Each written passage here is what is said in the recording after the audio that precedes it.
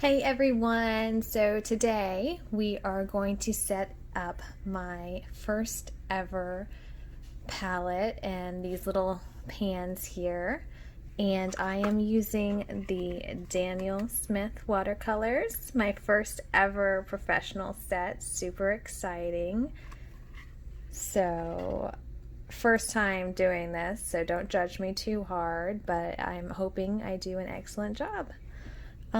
So I watched a couple tutorials on how to do this before I start.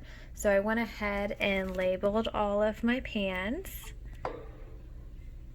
and I arranged them in how I'm going to put them in my palette.